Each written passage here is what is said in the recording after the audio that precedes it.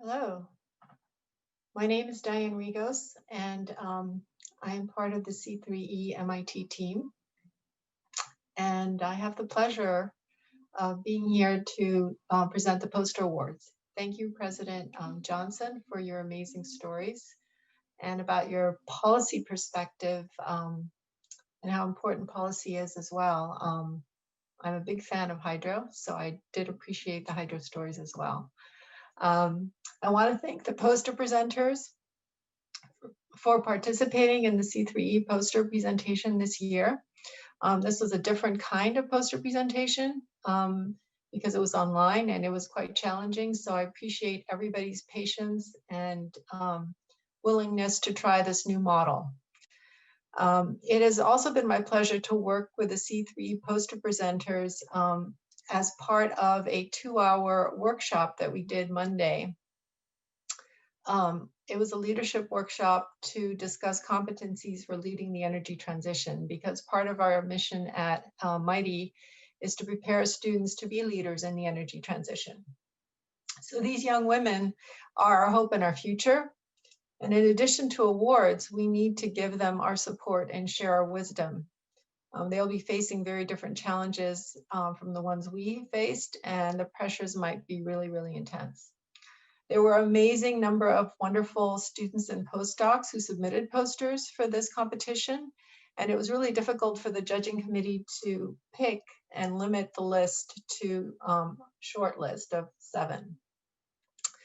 The committee had 3 members in addition to myself.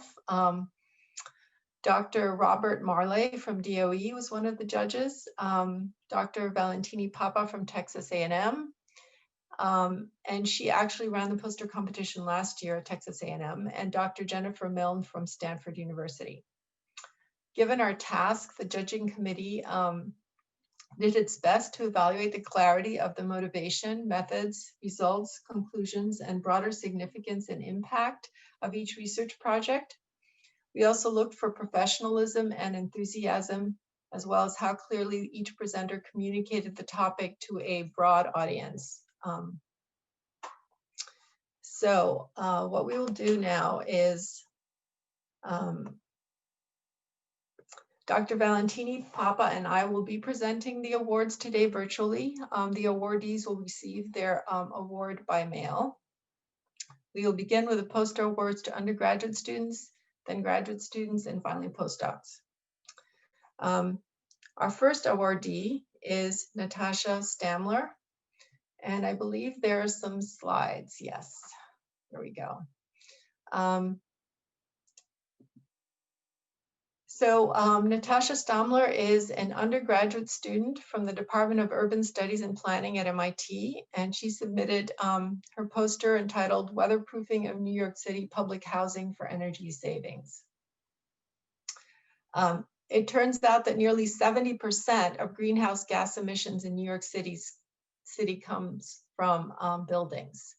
So as the largest landlord in the city, the New York City Housing Authority is the greatest contributor to these emissions. Natasha's project evaluated how effective retrofitting can be in easing the transition to more energy efficient public housing. The results from this project can inform other cities on whether to implement similar policies. So congratulations to Natasha Stamler. Our next awardee, Chelsea Wilson, is an undergraduate student from the Department of Mechanical Engineering at North Carolina A&T. Her poster is titled Development of a Novel Oscillating Water Column Using Computational and Experimental Methods. This project used computational and experimental approaches to design a wave energy conversion device in the form of an oscillating water column, with a goal of having an efficient, cost-effective, reliable device that can harbor the natural power of the ocean's waves. This research led to the discovery of 2 geometries that can be paired together to allow for efficient ocean wave energy power conversion. Congratulations to Chelsea Wilson. Our next awardee is Catherine Elbert, who is a PhD student from the Department of Chemistry at the University of Pennsylvania. Her poster is titled Designing Nanocrystal Surfaces for Accessing Metamaterials. This research creates materials with unique or advanced properties and applications using nanocrystals as building blocks. Her material's novel properties come from a combination of the nanocrystal itself, ligands on the nanocrystal surface, and how the nanocrystals are arranged in thin films. Her work provides a fundamental basis for the development of metamaterials that can be used for applications in catalysis and renewable energy generation and storage. Congratulations to Catherine Elbert. Valentini will now take over from me to complete the award ceremony. Hello everyone, I'm Valentini Papa from Texas A&M Energy Institute, and I will continue the poster awards from Diane Rigos. Thank you, Diane. So the next awardee is Kelsey Green, a PhD student from the Department of Nuclear Engineering and Radiological Science at the University of Michigan.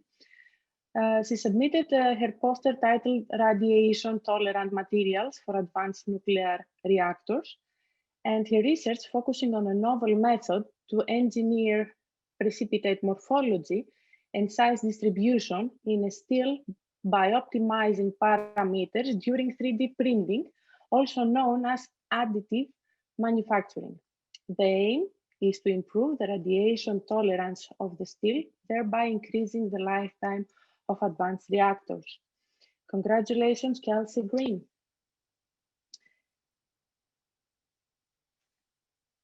Another awardee is Golan Isapur, a postdoc from the Department of Mechanical Engineering at MIT. Receives an award for her work on Towards power-free sensors, scalable manufacture of mechanochronic materials based on molecular assembly of photonic hydrogel microspheres. In this project, Golnas prepared photonic microspheres which can be reconfigured in size and color before, during, and after assembly and be used as building blocks in microscale materials, which can ideal platform for power-free sensors. Congratulations, Golan Isapur.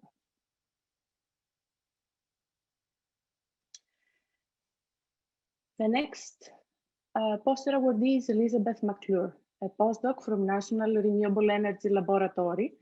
She presents her work on pathway towards low-cost, high-efficiency solar cells by dynamic hydride vapor phase epitaxy.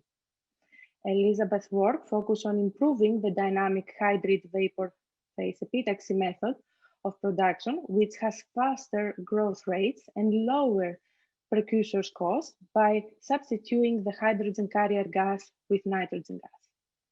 These improved solar cells can be used in efficient, lightweight solar modules on cars or flexible and portable solar mats, tiles, and backpacks. Congratulations, Elizabeth McClure.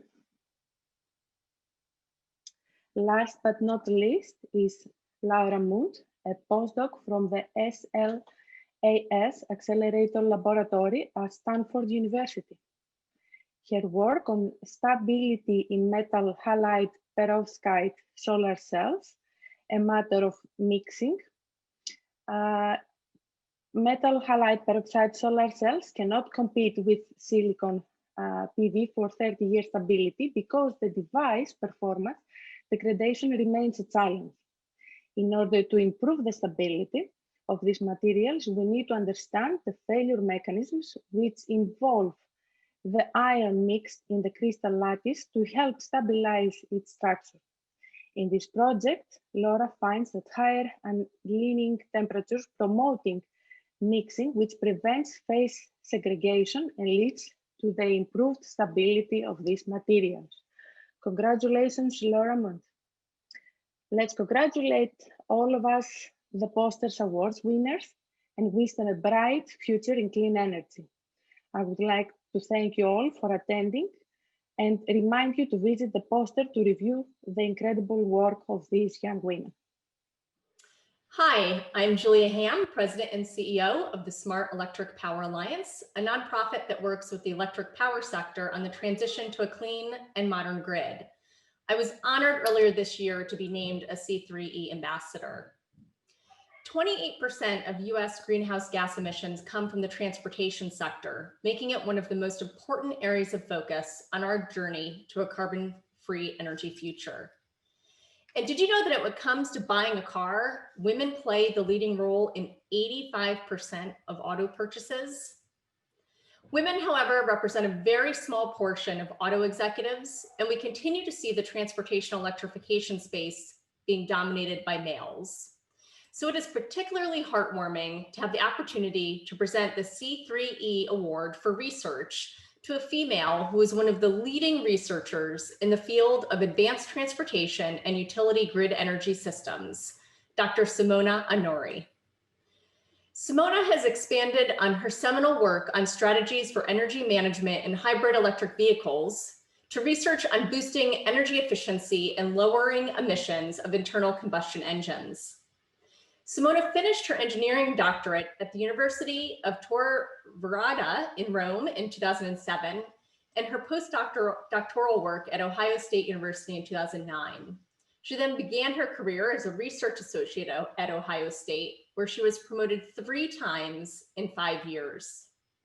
In 2013, she joined Clemson University as an assistant professor of automotive engineering and of electrical engineering. And in 2017, she accepted an assistant professorship at Stanford University, where she works today. Simona founded and directs the Stanford Energy Control Laboratory, where her team investigates the design, control, and optimization of battery systems, as well as advanced propulsion systems. At Stanford, she also directs the education and research of 10 graduate students, a postdoctoral scholar, and an undergraduate in her lab. With her students, she has co-authored more than 120 peer-reviewed papers.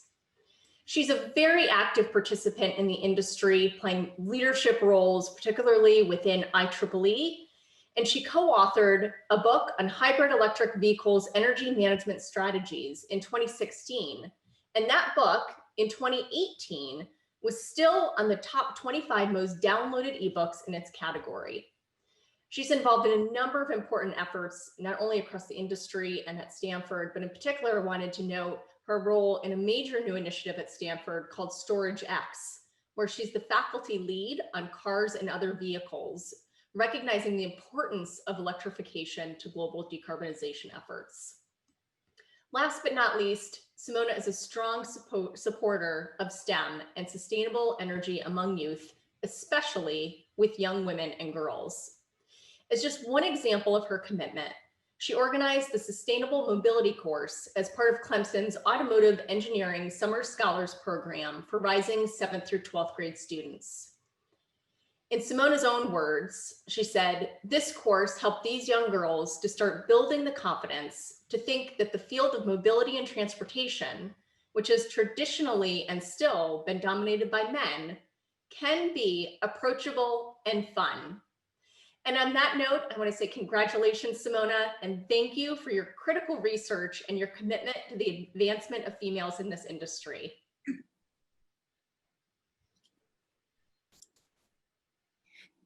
Thank you so much, Julia, for the very generous introduction. Thank you. What you leave behind is not what is engraved in stone monuments, but what is woven into the lives of others. I would like to thank the C3E ambassadors for selecting me for this award, and also would like to thank the Department of Energy for supporting and promoting the Clean Energy Education and Empowerment Initiative. Awards like this tell people not only that their work matters, but they give an opportunity to encourage others in our state to take the same path. I think the most about my daughter, Francesca, who just turned 1, and how the work we do for her, for daughters and sons everywhere, is our calling to make this world a better place. To the working moms who during COVID raised children and worked their main career, I want you to know that this award is also for you. Some of us were lucky to have supporting partners like mine and Timothy, but others went it alone. And I want you to know that your hard work does not go unnoticed, and I appreciate you. I was born and raised in Rome, Italy. And if you ask me what I wanted to be when I grew up, I would have told you an archaeologist, focusing on the classics. So much so that I went on to learn Latin and ancient Greek. Hence the quote from Pericles at the beginning. What I loved the most about it was that in the classical period, there wasn't the traditional breakdown between science and liberal arts. And instead, mathematicians were artists, artists were engineers, and engineers were natural philosophers. So we're not just people who do science and research, it's more than that. You're probably wondering, how does one get from classics to clean energy engineering? In one word, mentors.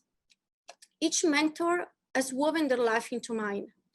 And growing up, it was my parents encouraged me to develop skills in mathematics and science.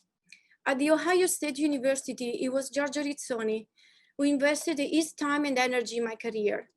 Giorgio gave me the opportunity as a postdoc to apply control theory to sustainable transportation research and taking the theoretical and transforming it into practical. At Clemson, it was Zoran Filippi who introduced me to after treatment and emission controls of vehicles and engines, a completely new area of research for me that opened up many opportunities later on. At Stanford, it is Sally Benson. Sally is a true leader who leads by empowering others, and I saw that firsthand. I look up to her example of leadership every day. One of the primary obstacles to transitioning from fossil fuels to a more sustainable mobility and also increased penetration of renewables in our grid is the ability to store energy efficiently. And that calls for energy storage devices that needs to be optimally designed, needs to be operated at the maximum efficiency, and needs to be managed to last many years. These are the problems we focus on in the Stanford Energy Control Laboratory. This award is to the students that I work with each day. I'm proud of the work we do together as we tackle energy challenges to make vehicles run more efficiently and design algorithms for prolonging lithium-ion battery life. Your energy, your creativity, your dedication, make it a joy to work with each of you. How do we weave the next generation into our life will matter as we look to them to carry on our work. And to that next generation of scientists and engineers at this conference today, I'd like to offer some advice. Some of us went the traditional route of college, then graduate school, then more graduate school. Some of us spent time figuring that out, some time figuring out what we wanted to be when we grew up. And a few others are still trying to figure that out. How you got here matters less than what you can create in your field. We need scientists and engineers with diverse backgrounds and interests, ones who can see the connections between different fields and ways of thinking, and that's where innovation lies. You're only as good as your network. Work hard, study hard, and seek out wonderful mentors, and find ways to share your knowledge and passion with others. I want to close those remarks by saying that as scientists and engineers, our creativity knows no bounds and will spur innovations and inventions that will transform our world for generations to come. Thank you so much again. Congratulations again, Dr. Onori. My name is Judy Chang. I am the Undersecretary of Energy for the state of Massachusetts, and I'm very honored and humbled to be a C3 ambassador. Today, I am presenting the 2020 C3 Government Award to Ms. Natalie Meyer. Ms. Meyer is the Sustainability Manager of City of Bozeman, Montana. Bozeman is a city of about 50,000 and just under 100 miles north of the beautiful Yellowstone National Park. For the past 12 years, Natalie has led Bozeman's sustainability program with a strong emphasis on energy efficiency and renewable energy. Natalie's success is a result of her excellent leadership skill, fostering collaboration with municipalities and investor-owned utilities. For example, she was instrumental in Northwestern Energy's decision to invest in solar projects in 3 cities in Montana. Through the creation of the Bozeman Energy Project, Natalie has helped small businesses, many women-owned, complete energy efficiency upgrades. Those small businesses have been able to save energy costs while showcasing their commitment to conservation. Some of those business owners have said that they have always wanted to be the stewards of environment, and this project enabled that. One said, "We represent our members and our community's principles, and being inefficient is against our values as a company." Another business owner said, "With the energy savings, I've been able to invest more in my business to sustain the community in the city of Bozeman." Natalie has partnered with Montana State University's Extension Weatherization, which focuses on weatherization for low-income communities, to host dozens of lectures and workshops to help homeowners and contractors navigate energy efficiency and on-site renewable energy decisions. In 2019, Natalie led the development of the city's first climate vulnerability assessment and resiliency strategy to help the community and its vulnerable populations prepare for the impact of climate change. She's currently leading a community process to update the Bozeman Climate Plan to achieve the ambitious goals of 100% net clean energy by 2030 and carbon neutrality by 2050. So what's unusual about all of this as we all work toward similar goals? Natalie took the unusual steps to work at the personal level with utilities to achieve city goals. She had invited representatives from the utility to conference on climate risk, which turned out to be apparently life-changing for utility members and all the other attendees. This directly led to a collaboration of the utility and multiple Montana cities to work together to develop clean energy projects to increase transportation electrification with green charging pricing and capital financing from the utility, and to draft legislation that allows cities to create opt-out green tariff. Natalie and the city of Bozeman face pressure from a progressive community for clean energy, while also working in a state that benefits from coal power and has many voters that resist the reality of climate change. At this intersection, it's very challenging to do what Natalie does best. She navigates this dichotomy by building relationships, following best practices nationwide, channeling her passion for climate solutions, and create solutions locally. I would have to say our country will increase climate progress if we follow Natalie's model for engaging utilities and all the communities to create collaborative solutions. Now, such efforts are never easy for government representatives because utilities and governments often speak different languages and have different perspectives. Natalie saw the power of collaboration through demonstrating respect and understanding to the city's utility partner. Natalie is a rare leader who executes by building coalitions. She takes time to learn the utility's reality and to engage with utility staff. It is this type of collaboration that we must foster to create and to meet the great challenges of energy transition. It is this type of commitment that we need to bring stakeholders together and to change how individuals make purchasing and energy consumption decisions. Natalie's effort shows us that we need to advance partnership with utilities in renewable energy, energy efficiency, and resiliency to meet the climate change challenge. With this C3E award, we recognize Natalie for her outstanding accomplishments in clean energy and inspiring everyone in this industry. City of Bozeman is lucky to have her leading its sustainability efforts.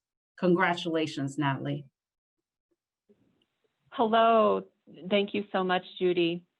For those who don't know, Judy is a founder of an organization called the New England Women in Energy and Environment, who work together on new solutions to today's energy challenges.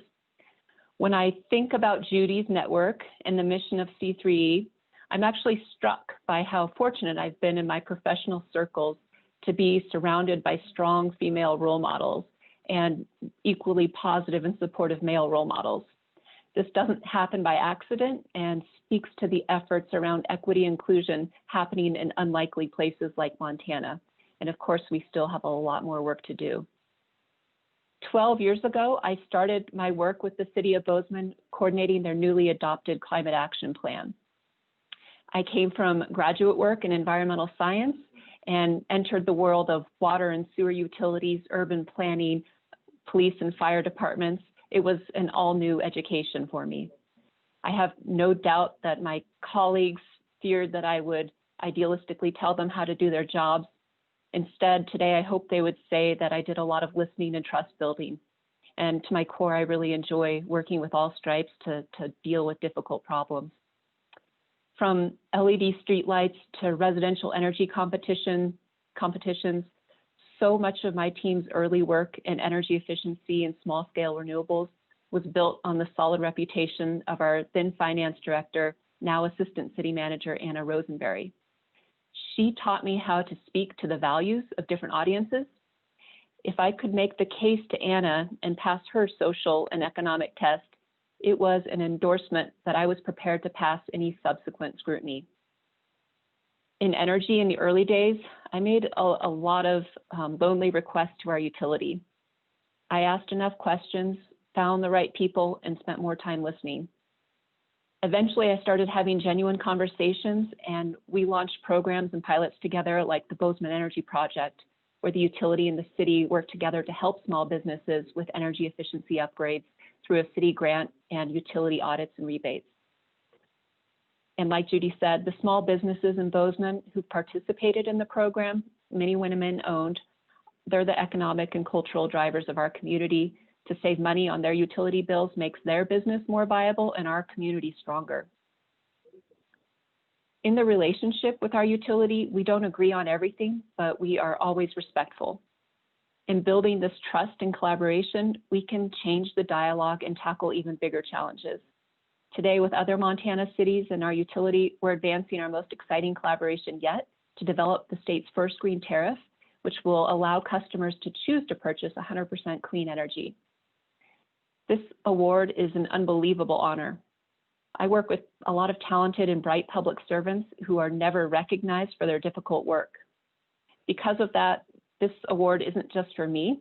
I see it as an acknowledgement of all the cities in Montana and the hundreds of cities across the country working very hard to accelerate the clean energy transition. The community of cities working on climate issues is nearly an open source collaborative because we're truly in it together. Like many of these cities, Bozeman has ambitious climate goals for our community. In our newly released climate plan, we outline a pathway to 100% net clean energy by 2030 and carbon neutrality by 2050. If you can't tell, I really believe in cities because cities carry so much responsibility. Local governments like Bozeman feel the burden of drought, wildfire, and climate migration most directly. Cities have the obligation to look around the corner at all the risks, whether it's budget deficits or climate change. Responsible governance means we use every tool and problem solve to avoid the worst impacts. And perhaps because cities are a bit scrappy, some have said that cities punch above their weight class. And I'll shed that aggressive analogy because I relate more to Tai Chi. In this work, cool heads prevail and cities can be the voice of reason to get people back to problem solving. There are so many people who help motivate me to press forward with courage. From my fellow Montana cities, Diana, Chase, and Patrick, the City of Bozeman, the community and organization that supports me in this work, led by John Henderson, who truly advocates for women and teaches me how to be a better mentor. From our utility, Heather Bellamy, who's supported me personally and professionally for a decade to ensure that our city is heard within her organization. National energy leaders like Britt Ide are a force of nature, and she inspires me to aim high and not shy away from leadership. And to my supportive family, my 2 daughters, 3 and 7 years old, and my partner, Brian, they remind me how to play and be creative and adaptive. Of course, to C3E, the DOE, MIT, Stanford Energy, and Texas A&M Energy Institute for developing this incredible program and elevating women to ensure that the energy transition is stronger, faster, and more resilient by being inclusive of all voices. This experience inspires me to leverage the C3E Award to produce an energy and sustainability program in Bozeman with Montana State University, where we will focus on raising the voices and fostering leadership skills of the next generation of women and underrepresented communities. I'm certain that this was the right choice after learning yesterday that Bobby Garrett, this year's C3E Lifetime Achievement Awardee, is an MSU engineering alum. Congratulations to the other awardees. Thank you for inviting me to the C3E table and making Montana part of this conversation.